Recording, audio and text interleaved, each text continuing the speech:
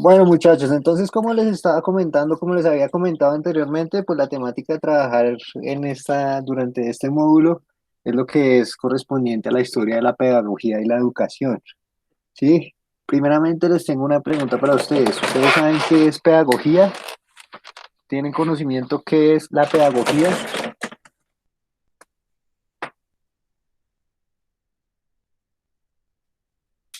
¿Qué se les viene a la mente cuando se menciona la palabra pedagogía? Profe, pues para mí considero que, digamos, es la forma en que se transmite un conocimiento hacia, digamos, las demás personas, ¿no? O sea, el saber transmitir un conocimiento y pues darse a conocer, no, digamos, no regirse bajo un modelo, sino bajo esos modelos crear su propio modelo para que así mismo se pueda entender la información que se quiere dar. Ok, perfecto, Raúl. Entonces, cuando hablamos de pedagogía, estamos hablando de conocimiento, ¿no? Siempre cuando hablamos de un tema relacionado con educación, se nos viene a la mente lo que es la palabra conocimiento, ¿sí? Un saber en específico. ¿Qué más creen que es la pedagogía? Aprendizaje y enseñanza. Muy bien, Jan. Cuando nosotros hablamos de pedagogía, estamos haciendo énfasis. O sea, Raúl mencionó acá la palabra conocimiento y Jan menciona ese proceso, el cual es la base de la pedagogía, el proceso de enseñanza y aprendizaje. ¿Listo? Entonces, para que tengamos en cuenta, pedagogía es una ciencia, ¿sí? ¿Y qué ciencia es? La ciencia que estudia ese proceso de aprendizaje y enseñanza relacionado con la educación. Cuando nosotros hablamos de pedagogía, nosotros por lo general lo relacionamos con la educación. Podríamos mencionar que sería básicamente lo mismo, por no decir, o bueno, similar por no decir que lo mismo, la educación y la pedagogía. Es ese estudio que se le da a ese proceso que hay de enseñanza-aprendizaje. ¿Ok? Entonces, ya involucrándonos más específicamente en el tema de la historia de la pedagogía, pues vamos a empezar a hablar un poco de lo que es la prehistoria. Sí, les mencionaba que nosotros tenemos tres culturas específicas en las cuales nosotros nos regimos o la civilización actual se rige o le dan inicio a la historia, la cual era, bueno, ustedes siempre van a ver involucrado lo que es la cultura griega y la romana, y aquí añadimos lo que es la cultura egipcia. Pero entonces, para hacer una abrebocas, tenemos que contar que lo que es la pedagogía o la educación ha estado siempre vinculada con el ser humano y con el hombre, desde lo que era la prehistoria, ¿sí?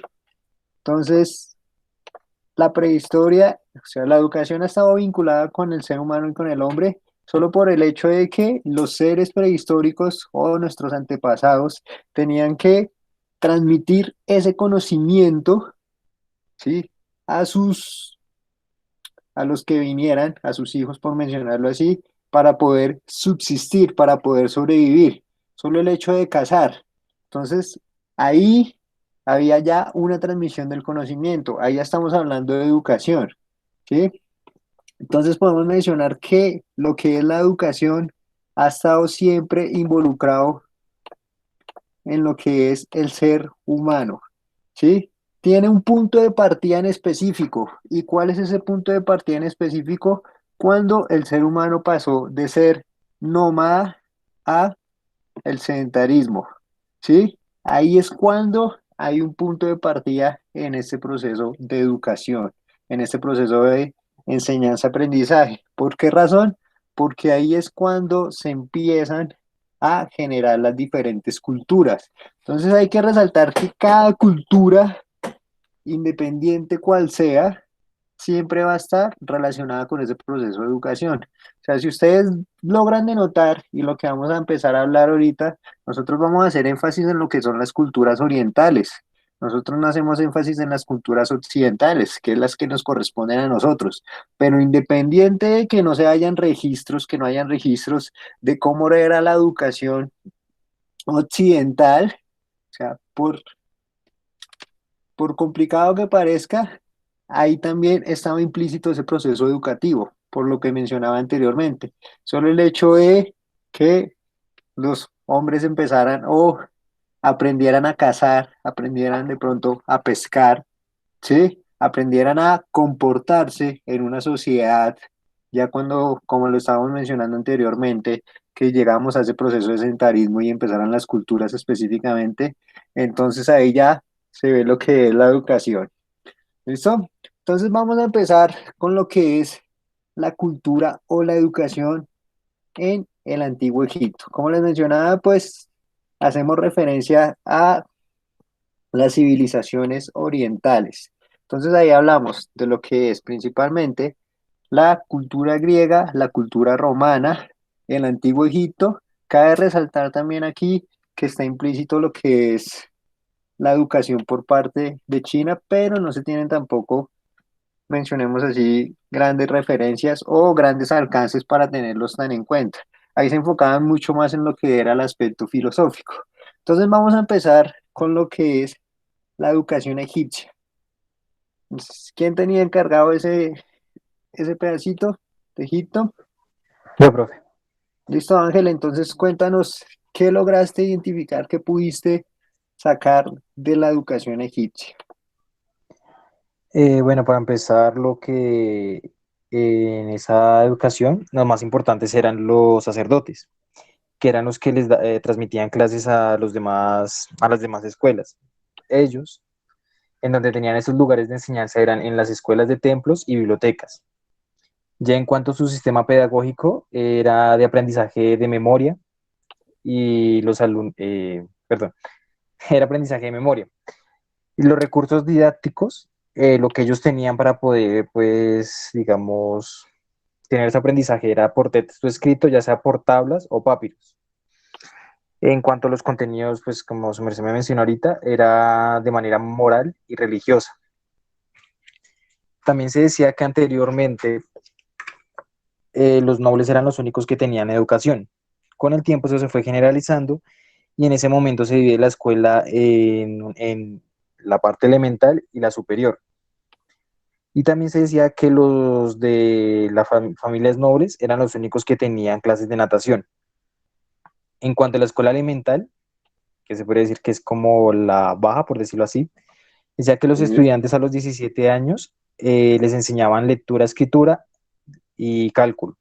Y en los de la superior les enseñaban ya lo que era escritora, matemáticas, geometría, medicina, meteorología y economía. Ok, qué más podemos adherir? Bueno, voy haciendo ahí una acotación referente a lo que menciona Ángel. Tener en cuenta, bueno, como él lo mencionaba, que los que tenían acceso, los que tenían el conocimiento únicamente eran los sacerdotes, ¿sí? Pero entonces hay algo que acotar importante, que aunque había una clasificación para ese proceso de enseñanza-aprendizaje o en la educación en donde solo los nobles, o sea, las personas de la alta sociedad, por decirlo así, eran los que tenían acceso, también las personas de la baja sociedad tenían su proceso educativo. ¿Dónde se veía reflejado específicamente eso? En los esclavos, ¿sí? Entonces, ¿qué sucedía allí? Con los esclavos, ellos tenían ese proceso de enseñanza a sus sucesores, a los que vinieran a ser los siguientes esclavos. Entonces ellos le enseñaban esa arte o esa, llamémoslo así, o ese oficio que ellos realizaban, ¿sí? Como el hecho de hacer los jeroglíficos que se tenían en las pirámides y demás, ellos se lo enseñaban a sus sucesores. Eso ya era parte de la educación en el antiguo Egipto, ¿sí? Lo que eran los nobles, como lo mencionó Ángel, ellos tenían acceso a otro tipo de educación, pero tener en cuenta que bueno, en ambos contextos sociales se tenía la educación. ¿Listo? Ángel, continúa. ¿Qué más nos puedes decir de la educación en el Antiguo Egipto? Pues digamos que en el Reino Nuevo, bueno, para contextualizar ahí un poco, ellos se subdividieron en tres partes, que fue el Reino Antiguo, el Antiguo Egipto, Medio y Nuevo. Ok, Ahora sí les menciono, en el Reino Nuevo se presenta la Escuela Generalizada de Consolidado, que fue la primera escuela pública que se presentó en la historia. Y la otro primera dato escuela que, pública en la escuela, en la historia. Sí, perfecto, dale, continúa. Y otra cosa que me pareció curioso es que ellos hacían esta manera de educación para mantener su supervivencia de su propia cultura.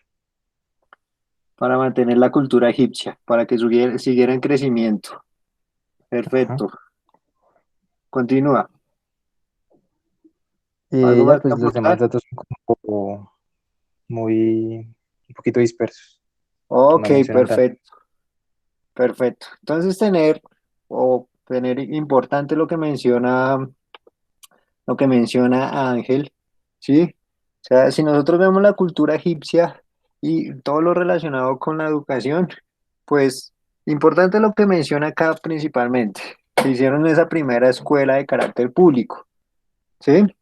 También tener importancia en lo que eran las bibliotecas, ¿no? Ahí ustedes tienen conocimiento de las bibliotecas de carácter antiguo, en donde ya se ve esa transmisión del conocimiento.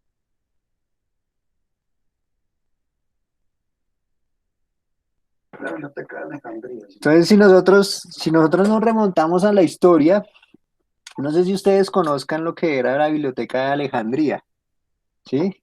La Biblioteca de Alejandría quedaba en Egipto y esa biblioteca tenía lo que mencionaba ahorita Ángel, lo que eran varios papiros. Los papiros eran como esos pergaminos con los cuales ellos dejaban consolidado todo su conocimiento y hacían la transmisión del conocimiento.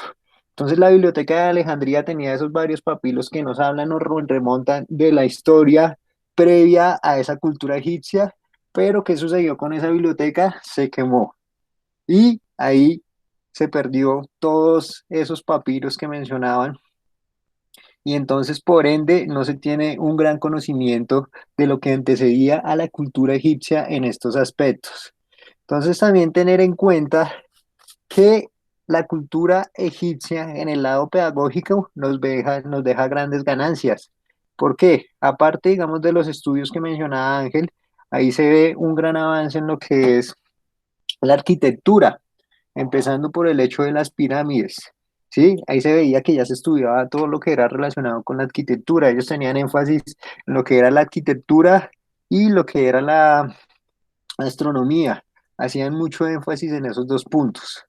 Entonces, para que lo tengamos ahí en cuenta, referencia a la cultura egipcia. Algo a resaltar de la cultura egipcia también que es, o de la educación egipcia, es que la cultura egipcia, pues era una cultura que daba esa educación de forma memorística, como lo mencionó ahorita Ángel, y que era una educación castigadora, por mencionarlo así, en donde la persona que no aprendía en el momento en el que se transmitía el conocimiento, o era una educación obligada, pues la forma de que aprendiera era dándole un castigo, y ese castigo lo hacían a través de golpes o a través de un daño a la persona, ¿sí? Especialmente a los esclavos, ¿no? Que era lo que les mencionaba ahorita. O sea, se tiene esa educación para los nobles y esa educación para los esclavos, pero los esclavos que no lograron aprender su oficio, los que hacían era darle un castigo específicamente. ¿Listo? ¿Algo más que aportar, Ángel? No, señor. Pues de pronto sí que en la primera infancia los primeros educadores eran las madres, ya hasta los 6 7 años que ya entraban a la escuela. Ok, perfecto. Valioso apunte. Entonces, hacer énfasis de que las primeras personas que hacían ese papel de docente, de profesor, eran las madres, ¿no? Antes de que ellos empezaran, bien sea los esclavos su oficio o los nobles empezaran en el contexto educativo. ¿Listo? Entonces vamos a ir con lo que es la cultura griega, ¿sí? Que es uno de los que tienen más reconocimientos en el nivel educativo. Raúl, tú tenías la cultura griega, ¿no? Sí, señor. Ok, ¿qué nos puedes decir referente a la cultura griega? Uy, profe, pues la verdad son bastantes temas. Digamos que es lo que es la cultura griega abarca muchas cosas. Pues digamos ya como para entrar en contexto nos hablaban de que se distinguen o se distinguían cuatro modelos educativos que surgió a partir de la antigua Grecia, ¿no? Entonces, digamos que esa primera como oleada, por decirlo así, es la arcaica, ¿sí? Sí. En donde, digamos, surge ya como la formación del mundo griego. Ellos decían ahí, ¿sí? Ya cuando se iba formando esa polis y pues todo digamos, esta estructura en cuanto a lo político y lo social, pues digamos Exacto, que de cuando la ya mano, empezamos a hablar de la ciudad, ¿no? Hacer referencia exacto, que Polis habla de ciudad, ¿no? sí, señor. Menciónanos, porfa, inicialmente, ¿a qué época o a qué siglo estaríamos haciendo referencia en la Eh, cultura diga- griega? digamos que aquí fue pues el creador fue, o su máximo representante fue Homero, que estaba entre el siglo XVIII aproximadamente.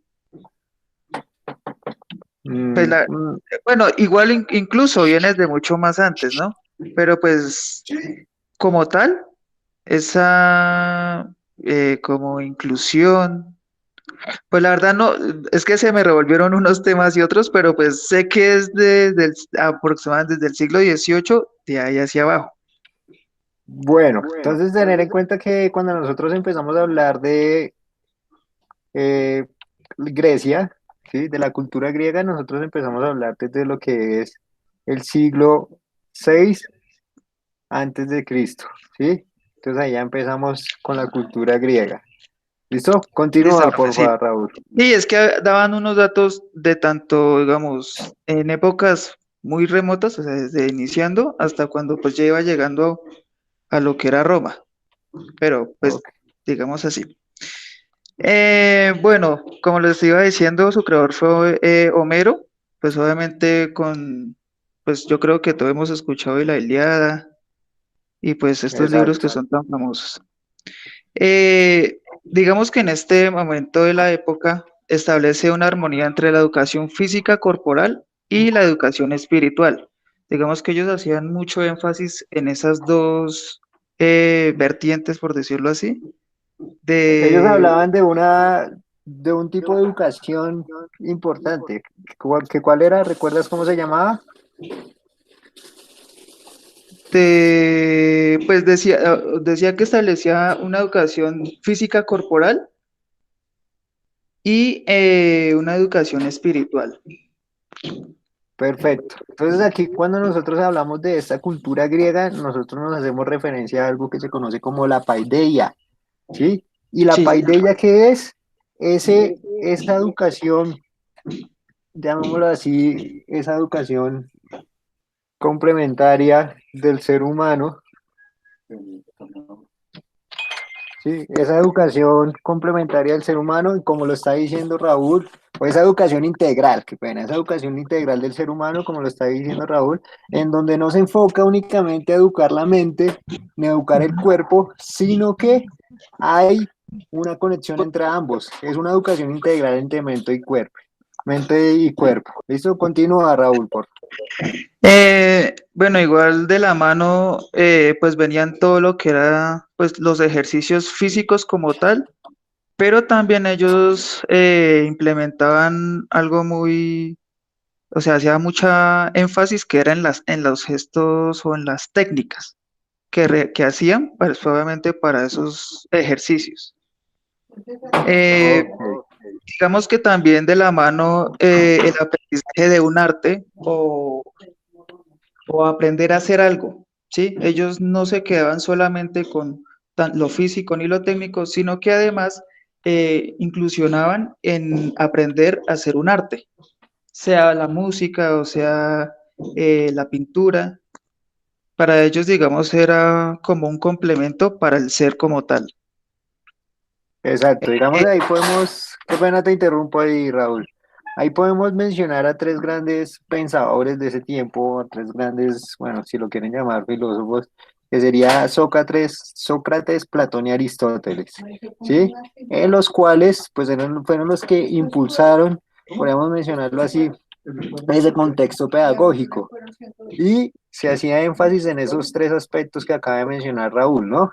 Que era la música, ¿cuál otro mencionaste? La pintura La pintura, exacto. y pues un arte como tal, la música. Exacto.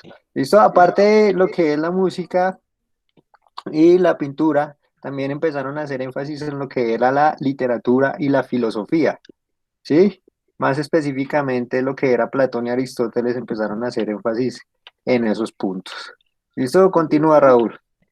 Bien, digamos que también este tipo de educación también como que les, por decirlo así, sí o sí, tenían que saber hablar y convivir en comunidad, ¿no? O sea, les hacían ver que el convivir en comunidad, pues obviamente era pues lo que debía hacer pues para ese momento. Y pues obviamente en la educación de pues todo esto espiritual, el respeto y pues demás valores que pues como bien lo acaba de decir el profe, digamos de estos filósofos, pues hacían como más énfasis. También antes de pues que se acabara esta, pues digamos esta época como tal, también incluyeron el concepto de la justicia. Digamos que pues obviamente al vivir en una polis o en una ciudad, pues obviamente tenían que regir un, pues como un sistema de justicia como tal, ¿no? Y que pues esto era inviolable. Ok, Eh, perfecto. sí, Dale, después continuaba con esta parte de Esparta, los que espartanos, ¿no? sí, señor, que pues digamos, pues es haciendo como una referencia pues a la película de 300. Pues yo sé que es algo muy abstracto, pero en sí tienen algo de razón, porque digamos, ahí decían que formaban las destrezas o sea, los formaban para la guerra y participaciones políticas. Digamos que dejaron esa parte de vivir en comunidad más, o sea, más atrás para, digamos, ya defender un territorio como tal. Para ellos, la idea de un hombre se formaba bajo la obediencia, la resistencia al dolor, y pues digamos que todo esto, con el transcurso de los años, pues lo iban formando y digamos era digno para entrar al ejército de Esparta. También el proceso de la educación se inicia desde el nacimiento. Digamos que, pues me causó curiosidad, es que Lo las de los personas bebés. sabias, sí señor, las personas sabias, que apenas nacían, ellos ya tenían como esa visión o como ese conocimiento de qué bebé iba a servir para la guerra y cuál no. Entonces digamos que era como muy cortante en ese pedazo, porque digamos, por la morfología y por las características del bebé que pues daban que si era, digamos, de una contextura gruesa, saludable, se veía saludable, por ende ya lo tomaban que iba a funcionar para ser un espartano de élite. Y pues obviamente la mamá iba a seguir engendrando este tipo de bebés. Por el contrario, si nacía con pues un poquito más delgado, sin, digamos, una aparente salud muy fuerte, pues simplemente los desechaban y los arrojaban o los mataban, por tenerlo en un término. Exacto, Entonces, digamos que ahí se empieza una clasificación, digamos ahí los espartanos pues empezaron con ese proceso educativo, pero como lo menciona Raúl, pues únicamente se hacía énfasis en esa educación, digamos que ahí ya podíamos salir un poco de lo que estábamos mencionando anteriormente, que era la paideia, ¿no? sí, Como señor. esa educación integral, ¿sí? Aquí ya se está haciendo énfasis netamente en la educación de que en la educación del cuerpo. Y como lo mencionaba Raúl, pues había una educación de carácter, podríamos mencionarla de carácter militar, en donde lo que hacían era educar a los jóvenes para la guerra, más específicamente. Ahí se podría retomar también, bueno, podríamos mencionar que tendría una correlación muy importante con con lo que mencionaba en un inicio Raúl, que era esa educación del cuerpo, ¿sí? Y lo que nosotros conocemos hoy como educación física. ¿M? Empezar a educar el cuerpo para un fin en específico. ¿Listo? ¿Qué más tienes que Sí, aportar, Raúl? sí, profe, y pues digamos como un dato ahí sobre Esparta que, digamos, las escuelas se organizaban, pues igual como usted lo acaba de decir, como un cuartel general. Entonces, pues todo estaba prestado para que pues su aprendizaje fuera netamente para la guerra y pues en cuestiones políticas.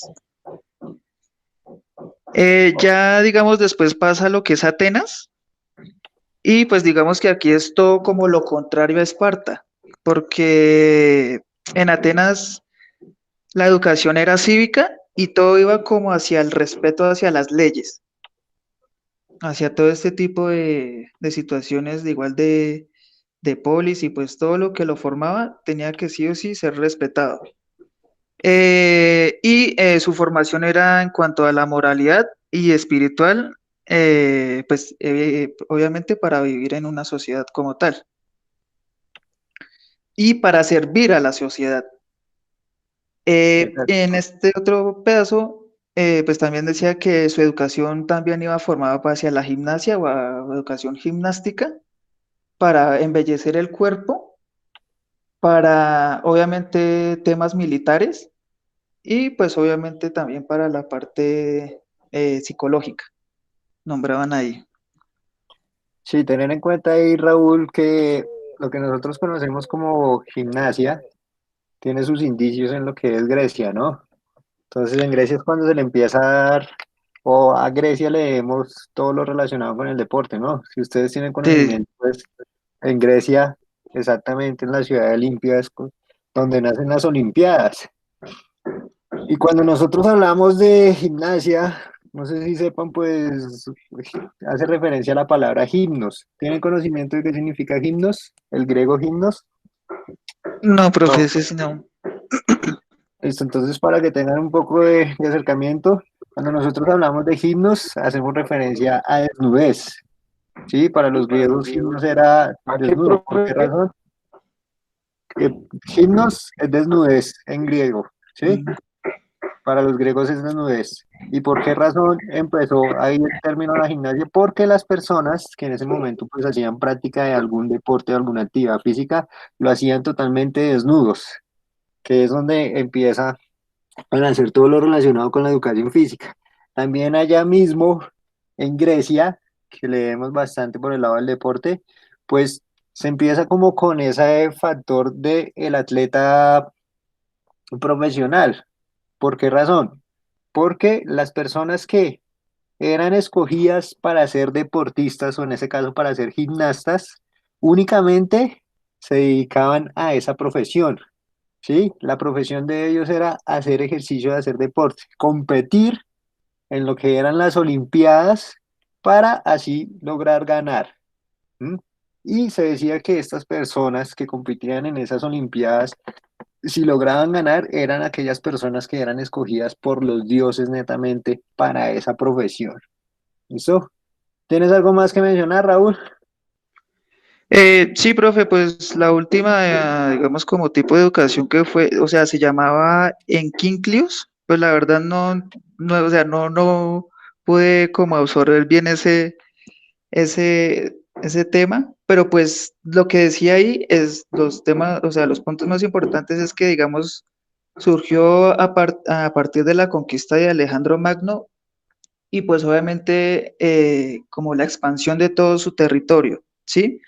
Entonces, cuando, digamos, Alejandro Magno ya falleció y fueron como distribuidos sus bienes y pues todas sus tierras, eh, lo que ya fue Roma y todo ese sector de la parte pues baja de Europa, dice que sistematizaron los saberes sociales, es decir, como que a partir de acá ya hubo como una jerarquización y como una división de los saberes para que dependiendo de la etapa, digamos, biológica de los niños, fueran sabiendo ciertos temas, ¿no? Obviamente hablaban, pues, o sea, hacían mucho énfasis en las partes sociales y en las partes, digamos, como de matemáticas, de astronomía, de, pues, todos estos saberes que, pues, obviamente son complejos aún para el día de hoy. y pues también como la organización de todos estos sistemas. Fue pues lo que ya, lo último que decía esa parte de ahí. Ok, perfecto, Raúl. Pues como Sí, lo señor. mencionas, pues ya empezó a haber una organización en el sistema educativo, por decirlo así. Sí, ¿Sí? Y se empezó a hacer un énfasis en lo que se conoce como las ramas del saber o las ramas del saber en ese momento, que eran la filosofía, las artes, la astronomía, la biología, las ciencias naturales y también lo que se conoce como la aritmética o las matemáticas, más específicamente. ¿Sí? Entonces ahí podemos ver, digamos, esos avances significativos que nos da la cultura griega sobre lo que es la pedagogía. También cabe resaltar que en ese momento, pues la pedagogía seguía siendo de carácter similar a la pedagogía egipcia, ya que ellos tomaron como referencia la cultura egipcia para realizar ese contexto pedagógico. Sí, si ustedes vieron, yo les comenté ahorita que la cultura egipcia hacía énfasis en la astronomía. También la cultura griega tomó eso y empezó a hacer un énfasis en lo que era la astronomía. Empezaron también a realizar esos pergaminos como los papiros egipcios para transmitir el conocimiento. Pero había un inconveniente, que al igual que en Egipto se castigaba a la persona que no aprendía, en Grecia también se hacía lo mismo. Se daba el castigo como forma de demostrar de que esa persona no está aprendiendo o que no es valedera para ese proceso educativo. ¿Sí? Entonces ahí le valemos bastante a lo que es la cultura griega. Y ahí ya empezamos con lo que es la cultura romana. ¿Qué nos pueden mencionar de la cultura romana?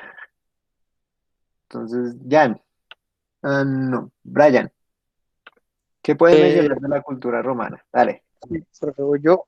Profe, igual lo que le digo, pues si se escuchaba ruidos, pues está haciendo una vuelta y ando en la calle. Bueno, profe. dale, no hay problema. Y bueno, dice que se destacó mucho en el estudio de la literatura latina griega. Eh, Su intención era formar estudiantes basados en el arte.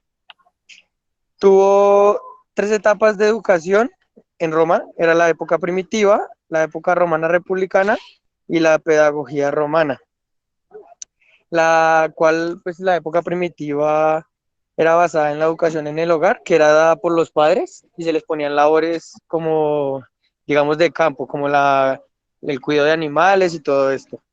Exacto. Eh, Espérate, eh, hago ahí una intervención. Dale, Entonces, profe. si vemos lo que está mencionando aquí Brian, podemos tomar o retomar que la cultura romana o la pedagogía romana se enfocó en qué? En la cultura griega. Si ustedes estaban viendo, ahorita Raúl mencionó de ese primer nivel de educación que hacía la madre. Aquí mismo en Roma se está haciendo prácticamente lo mismo, ¿sí? Entonces algo también a mencionar, ahí ya empezamos a hablar del siglo I antes de Cristo o 1000 años antes de Cristo. ¿Listo? Continúa, Brian, por favor. La segunda etapa, pues, era la Roma republicana, que esta era una influencia de la cultura griega y en esta se exigía una educación superior, pues ya basado buscando pues por el régimen político que buscaba que formara una clase social alta que se destacara básicamente en lo que era la política. Era pues una cultura político-jurídica que se basaba en la retórica y en la filosofía. Está la otra etapa que era la pedagogía romana, que adoptaba la educación del espíritu romano. Y esto era más retórico que filosófico. Y para esto hubieron tres métodos, que era el elemental, el secundario y el superior universitario. Bueno, en el elemental era lo que ocupaba a los niños de 7 a 11 años. Al maestro se le llamaba literato, y el cual los niños eran acompañados a la escuela por un pedagogo griego. ¿Qué Pues pedagogo hacía referencia? Bueno, qué pena ahí tranquilo. interrumpo nuevamente. Entonces, cuando ahí habla de un pedagogo griego, de ahí viene la palabra o el término pedagogía. ¿Por qué razón? Como se está mencionando Brian, los pedagogos eran los encargados de llevar a los niños a a la escuela, ¿sí? Entonces, cuando nosotros hablamos de pedagogía, nosotros dividimos la palabra en dos. Uno, que significa peda, ¿m? que Mm, hace referencia a guiar, ¿sí? Y lo otro que es gogos, que son los niños, ¿sí? Ese guía de niños, y desde ahí viene la palabra pedagogía, aquel que guía, que es lo mismo que haría un docente. ¿Listo? Continúa, Brian, por favor. Ok, también decía que el tiempo de estudio era de 6 horas, con descanso a mediodía, y estudiaban, tenían clases los festivos cada 9 días. A las escuelas se les llamaba ergulae, y ellos escribían en tablas, las cuales apoyaban en sus rodillas. Y pues a los niños que de pronto tuvieran falencias o no aprendían de la forma adecuada, se les castigaba con severidad. Que es lo Eh, mismo que veíamos en las culturas anteriores, ¿no? En la griega y en la egipcia. sí. Dale.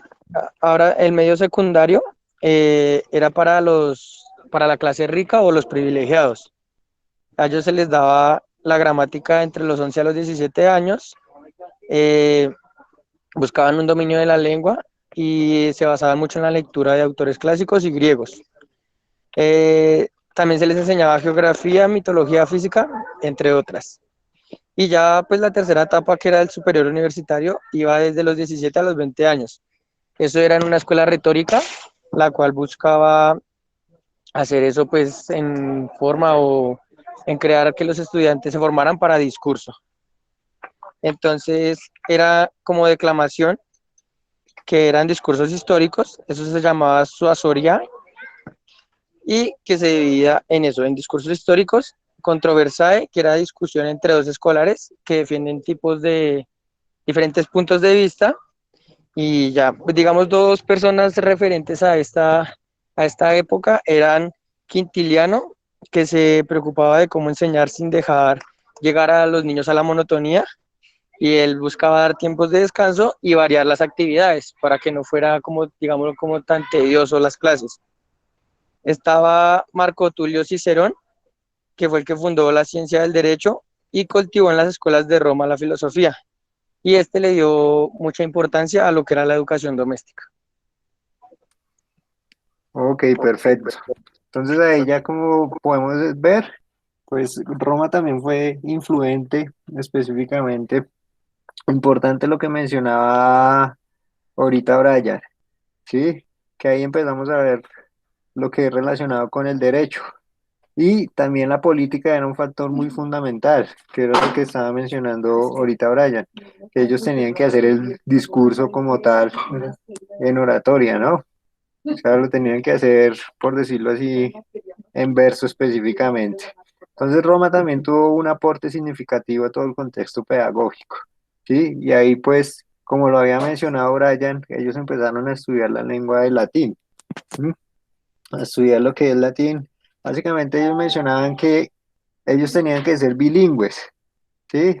Una era tenían que hablar la lengua clásica o enfocarse en la literatura clásica y la otra era el latín, ¿sí? Entonces también tener en cuenta que ellos hicieron grandes aportes a lo que nosotros conocemos el día de hoy relacionados con la pedagogía o énfasis en varias ciencias. Una de ellas, como lo mencionó Brian, fue el derecho, la otra la política. Ahí ya también empezamos a hablar de lo que es la ingeniería, la administración y la arquitectura, cómo se vio en Grecia y se vio en Egipto, ¿sí?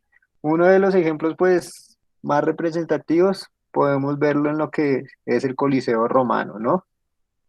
Que es uno de los ejemplos más representativos en la arquitectura. Bueno, para que ustedes vayan también contextualizando, Roma también tuvo una influencia significativa en lo que fue la educación física, aunque eso ya lo veremos más específicamente en lo que es pedagogía 2. Pero entonces tuvo una influencia significativa también en la educación física por esa cultura militar que tenían, esa misma educación militar. E importante mencionar que en ese momento pues hubo el tiempo de lo que eran o se conocen como los gladiadores, que eran aquellas personas que entrenaban netamente para entretener al pueblo por medio de peleas, pero ellos qué hacían, se tenían que entrenar.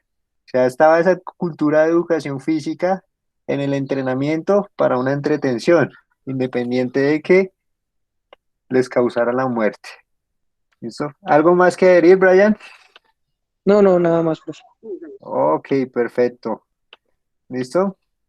Entonces, bueno, hay una cultura que nos queda un poco por fuera, que sería la cultura árabe.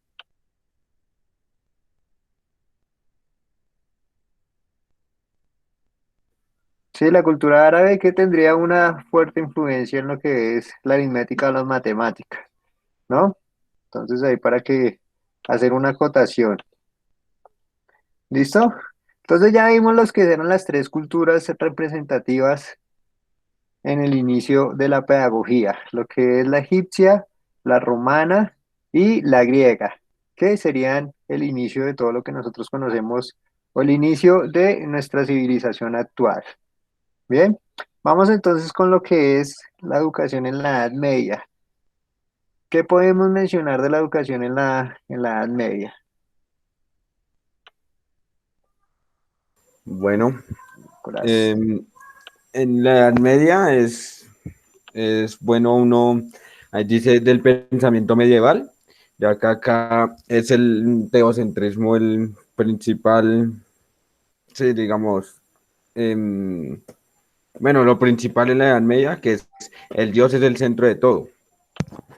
Exacto, Entonces acá el teocentrismo podemos ver que está la padrística y la escolástica, en la cual la padrística es del siglo V al siglo VIII, que el principal autor es San Agustín, el cual mantiene que es la filosofía educativa y para él el único maestro es la verdad, o sea que Dios. Y en la escolástica que tenemos a Santo Tomás, que es del siglo VIII al siglo XV, siendo Santo Tomás el patrón de las escuelas católicas. Se centra más a la formación del sacerdocio. Em, bueno, esta edad se centra exclusivamente a los que forman parte del clero. La educación de la Edad Media en el video da a explicar cómo se parte en dos, el cual una va del siglo V al siglo XI, que es la educación de la formación feudal, y el del siglo XI feudalismo, sí. del Dale, feudalismo, continúa.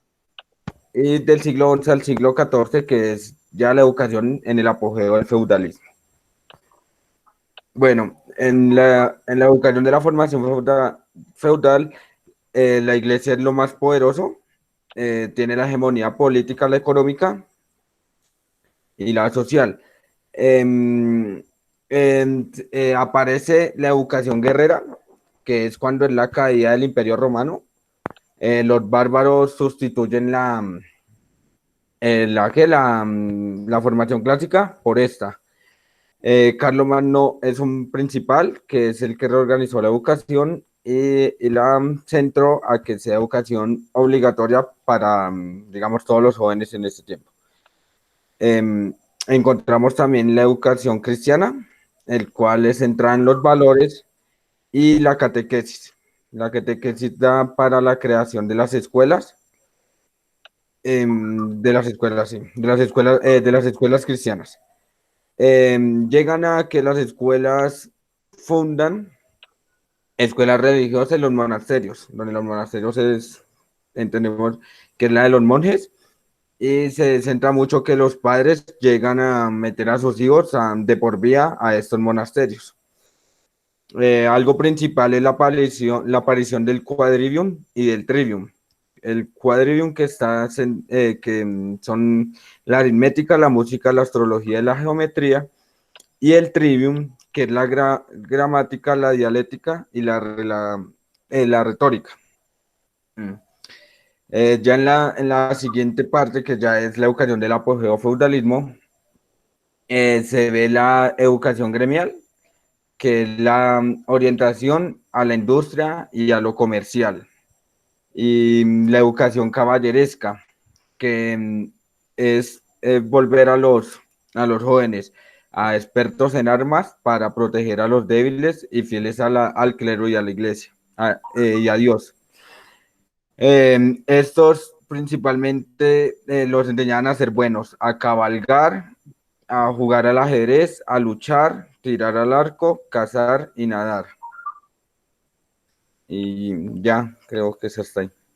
Ok, perfecto, Nicolás. Entonces, muy bien los aportes que mencionas.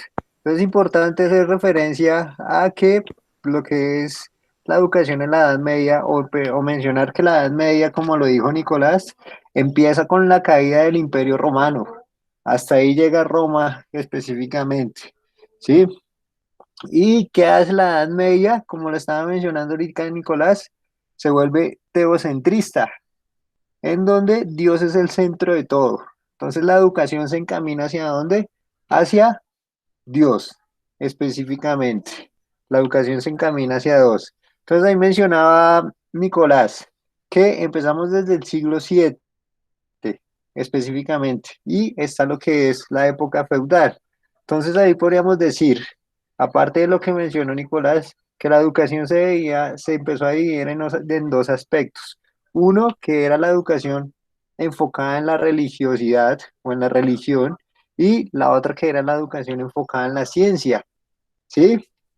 Cuando Nicolás hablaba, digamos, de lo que era el monasterio, en donde únicamente pues iban las personas, pues específicamente lo que eran los hombres, a tomar esa educación para convertirse en lo que nosotros conocemos como curas o padres especialmente. Importante resaltar en este periodo de tiempo que es donde se empiezan a dar aquellas evoluciones o aquellos avances significativos en lo que es la ciencia, ¿sí? Aquellos productos de investigación, específicamente lo que es la cultura o los países de Italia, Francia e Inglaterra, Polonia también está ahí involucrada, empiezan a tener esos avances de carácter científico, ¿sí? Para que lo vayamos ahí teniendo en cuenta. ¿Algo más que desees adherir, Eh, Nicolás? no, profe. Ok, perfecto. ¿Listo? Entonces ahí tenemos lo que es la educación en la Edad Media o el pensamiento medieval, ¿sí? Bueno, vamos con lo que es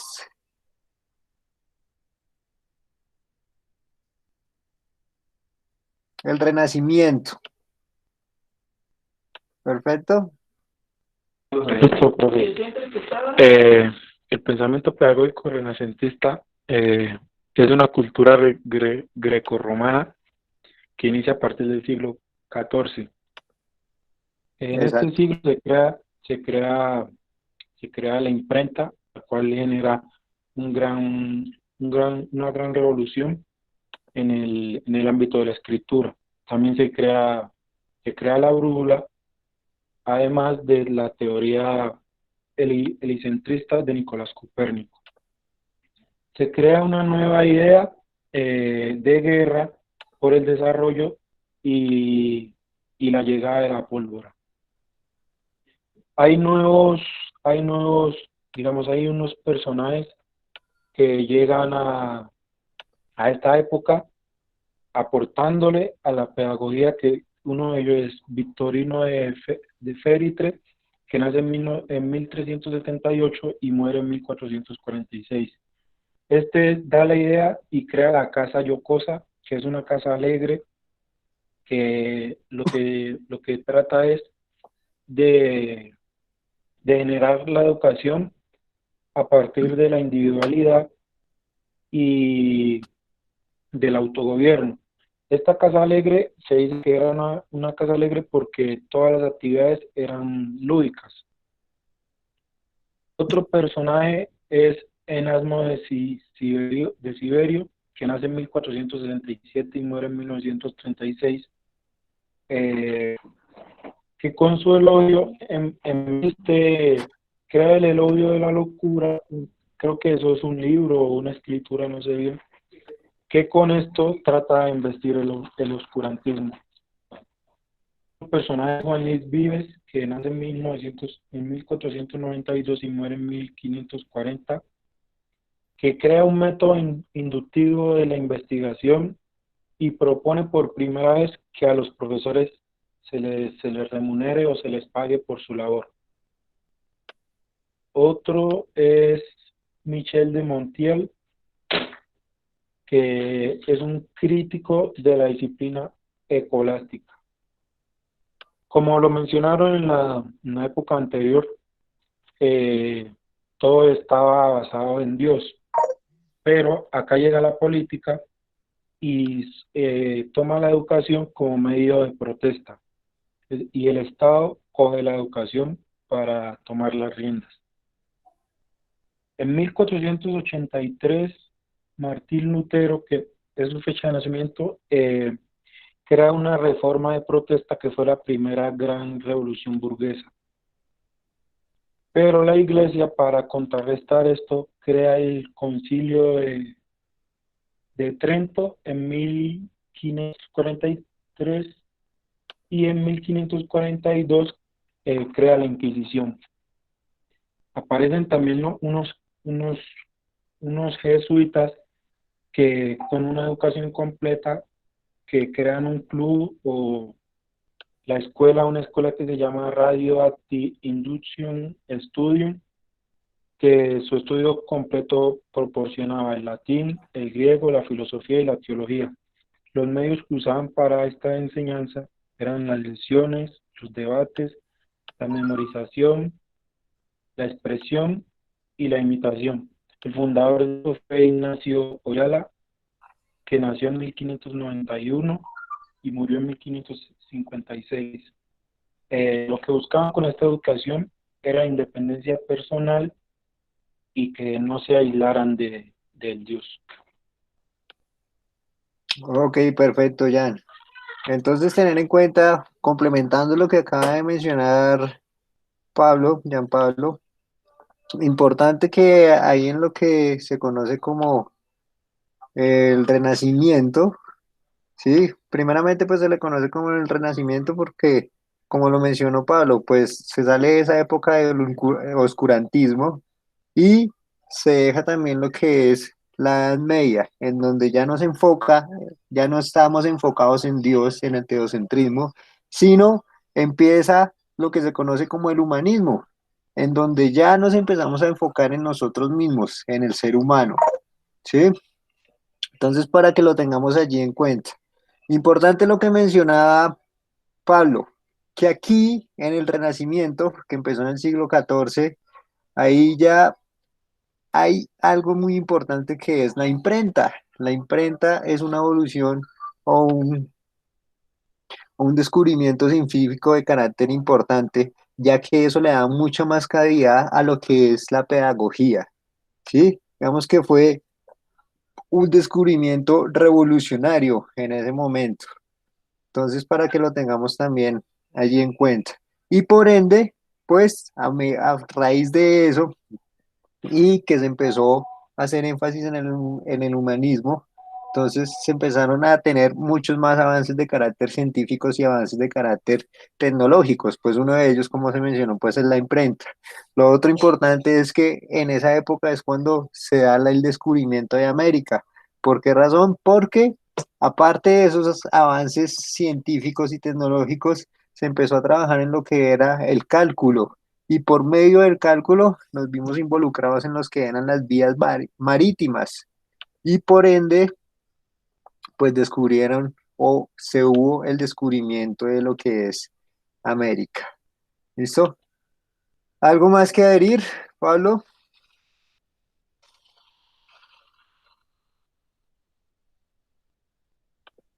¿Listo? De que fue creado también, ese seguimiento fue también ayudado por la creación de la brújula. Ah, perfecto. Eso es otro énfasis a tener en cuenta, ¿no? Lo que es la brújula, que está correlacionado con las vías marítimas, ¿sí? Entonces la brújula para aquella guía que nosotros tenemos. Bueno, entonces vamos con lo que es la escuela de carácter tradicional.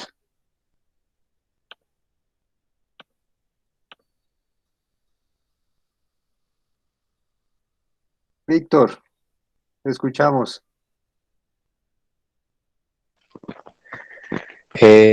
Bueno, el tema que me correspondió fue la educación tradicional y sus características.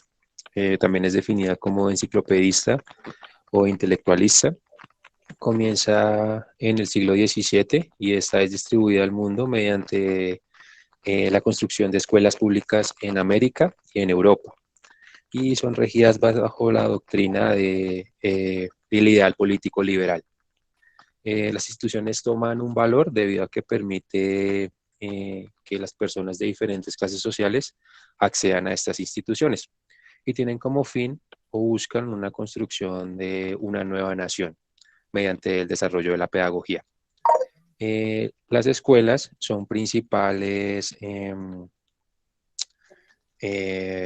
como son los principales encargados de la enseñanza de los valores y los conocimientos a cada uno de los estudiantes y toman como referente y principal líder al maestro, que es el encargado de la transmisión de los conocimientos.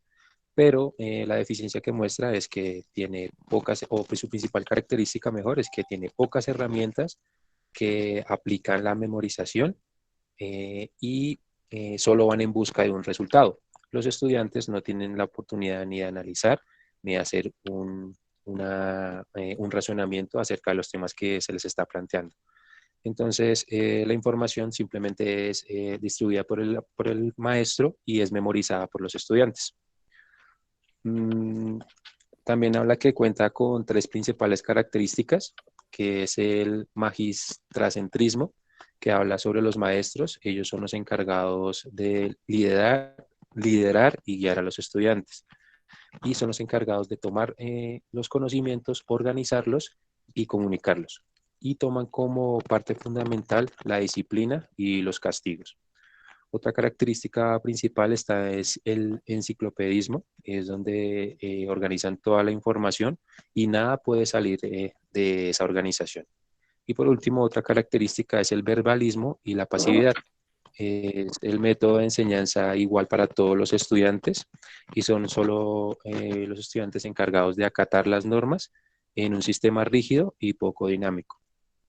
Los principales representantes de esta clase de educación son Juan Amus Comenio, que es el encargado de plantear los principios de esta educación, y también está Ignacio de Ulloa, que va directamente relacionado a la iglesia, ya que habla que la iglesia planteaba que los estudiantes, o peor, personas disciplinadas y con valores, podrían ser mucho más fructíferas para la iglesia.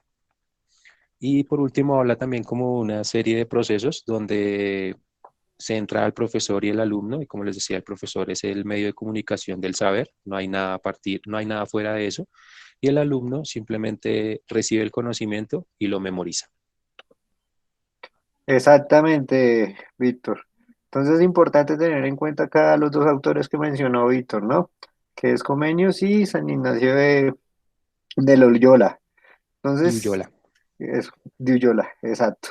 Entonces tener en cuenta, como lo estaba mencionando Víctor en ese caso, algo de carácter también importante, que es en esa época cuando ya se le empieza a dar una importancia a lo que es el maestro, se reconoce ese rol del docente, ¿sí? Ya se reconoce el rol del maestro como tal. Específicamente en esa época es cuando ya se le empieza a dar un salario neto al docente. Cuando ya dicen, listo, este es el que nos va a educar o va a educar a nuestros hijos, a nuestros niños, y se le da un salario neto a lo que es el docente. Importante resaltar lo que mencionaba Víctor anteriormente, que únicamente se tenía un método para transmitir el conocimiento o para que ellos aprendieran, que era el método de la memorización. Que si nosotros hacemos referencia a las culturas y a las épocas que hemos visto anteriores a esta, sería el mismo método, no había variación más especialmente. ¿Sí? Bueno, cabe resaltar unos aspectos que de pronto olvidé en los puntos anteriores, más específicamente en lo que era el, el Renacimiento.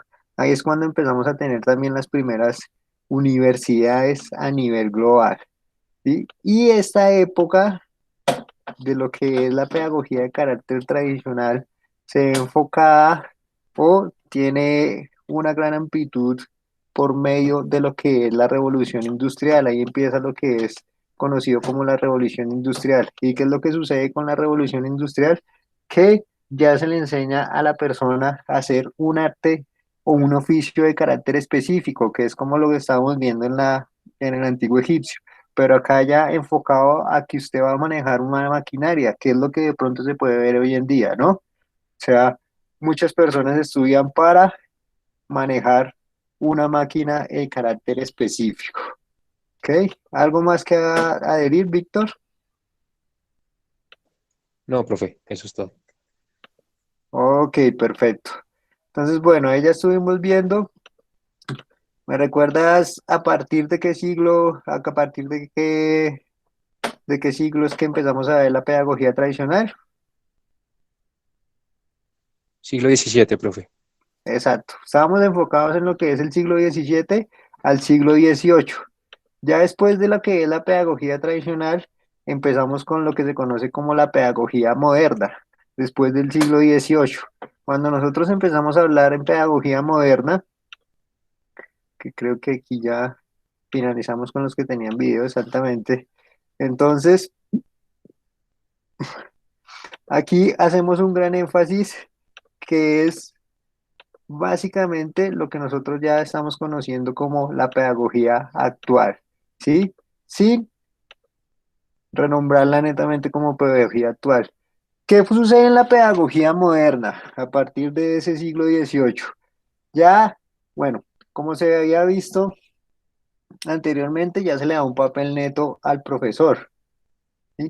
Pero se hace un énfasis en la orientación hacia esos educadores, en educar docentes, netamente, ¿sí? Ahí empieza la pedagogía moderna en hacer ese énfasis. También, como digamos, lo mencionó Víctor anteriormente, se mantenía esa misma metodología de memorización. ¿Qué pasó acá en la pedagogía moderna? Empezaron a mirar nuevos sistemas y nuevas técnicas relacionadas con la educación. Y importante, que también se venía ya trabajando desde lo que estaba mencionando anteriormente Víctor, que el énfasis de la educación ya no eran las personas adultas, sino se empezó a ver al niño como ese proceso educativo, ese énfasis. Ya la educación iba enfocada netamente hacia el niño. Y aquí ya se empieza a, llamémoslo así, a quebrar ese punto en donde el docente únicamente era el educador y que si el estudiante no aprendía, lo que hacíamos era darle un castigo por el cual era un castigo de carácter físico, sino que ya empieza a haber una amistad entre lo que es el estudiante y el docente específicamente. Ya se empiezan a mermar esos tipos de castigos físicos, ¿sí? Y más importante que aquí ya la mujer deja de tener un papel secundario en lo que es el contexto educativo. Aquí ya la mujer la incluyen en ese contexto educativo, en lo que es la pedagogía. Si nosotros vemos anteriormente las culturas antiguas y las épocas que hemos estado mencionando, únicamente los que eran partícipes de ese contexto educativo eran los hombres, especialmente, ¿sí? No, las mujeres no tenían acceso a la educación. Entonces, para que lo tengamos ahí en cuenta un poco. Entonces, relacionado con la educación moderna, pues ahí ya podemos empezar a ver de pronto una de las primeras mujeres que hizo énfasis en lo que es la educación. Ya les menciono exactamente quién es, que se me fue la palomita en este momento. Estaríamos hablando de Berta Merenholz, ¿sí? Ella empezó a hacer énfasis en ese proceso educativo. Y como les estaba mencionando, pues ya se hizo mucho más énfasis o la inclusión en las mujeres. También pues ahí ya se podía ver esos momentos en los cuales pues había una línea educativa, que es lo que nosotros conocemos actualmente. en donde se empezaba a estudiar ya lo que era la primaria, la secundaria y por último lo que es ese proceso de universidad, ¿sí? Entonces, para que se tenga en cuenta. Ya por último tenemos que lo que es la pedagogía contemporánea. Y la pedagogía contemporánea más específicamente hace referencia ¿a qué? A lo que nosotros conocemos hoy en día. En la pedagogía contemporánea, ¿qué podemos mencionar? Que como se venía trabajando en la pedagogía moderna, aquí ya la pedagogía contemporánea hace un énfasis total y neto en lo que es el niño. Ya se centra netamente en el niño. El niño es el enfoque principal de la educación, ¿sí? Y ahí ya se empieza a hacer un énfasis en lo que es la teoría de carácter práctica. Entonces aquí esto es lo que ya estamos conociendo o lo que conocemos actualmente. Hay que tener en cuenta ya todos los métodos de aprendizajes que ustedes van a ver en esta misma clase, las teorías del conocimiento. Ahí ya empiezan a intervenir autores como son Jean Piaget, Pavlov, lo que es Skinner, Vygotsky, Ausubel, ¿sí? Y se hace un énfasis en lo que son los resultados de carácter intelectuales, también reforzando la parte moral del individuo. Entonces, cuando nosotros empecemos a ver todos estos autores o las teorías del conocimiento, ustedes van a evidenciar y van a enfocarse o van a determinar que estos autores únicamente se enfocan en lo que es el niño. Cuando nosotros veamos un ejemplo, uno de los ejemplos más claros es Jean Piaget, ¿sí? Jean Piaget menciona 4 etapas del aprendizaje, pero esas 4 etapas se dan desde el año 0 hasta los 15 años, ¿sí? Únicamente se enfoca en esa etapa, en lo que es el niño, más específicamente. Y esto es lo que conocemos hoy en día. Si ustedes pueden ver, toda la educación está enfocada al niño en especial. ¿Listo? Hasta ahí, hasta el momento, ¿tienen alguna duda, alguna inquietud, alguna pregunta?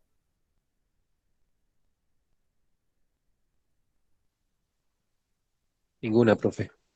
¿Ninguna, Víctor? Pues, profe, yo tengo una, pues, no sé, sonará rara, pero digamos que, como usted bien lo dice, profe, que digamos en la pedagogía contemporánea e incluso en la moderna, se va basando más ya hacia los niños, porque digamos en lo que fue en la cultura egipcia y en la cultura griega, si bien, digamos, no iba tan enfocada hacia los niños, sino más bien a la parte adulta, porque fue como dieron tantos, o sea, dieron tantos como saltos grandes en cuanto a la educación y se vieron reflejados esos saltos, mientras que ahorita, pues, en este tiempo contemporáneo no es igual, para mi modo de ver.